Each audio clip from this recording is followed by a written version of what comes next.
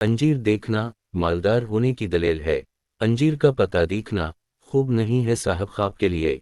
अंजीर खाना माल तो मिलेगा लेकिन हसरत वाओ यास से खाली नहीं। अमरूद का खाना या देखना अगर शीरी में है दुनिया में नेमत हासिल हो, अगर तरश हो तो मरज होने की दलील है। अखरूट खाना तिजारत में नफ़ा की दलील।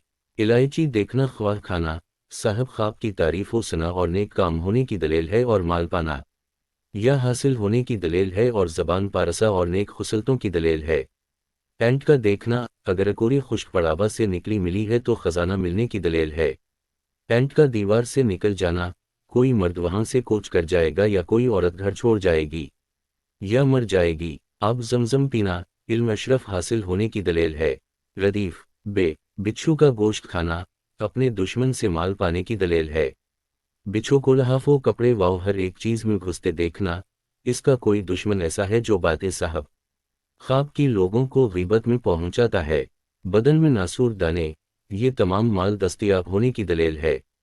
और कोह ख्वाह सफ़ेद दाग देखना दनबल कुरहा जख्म देखना ये भी माल पर दिलालत करता है।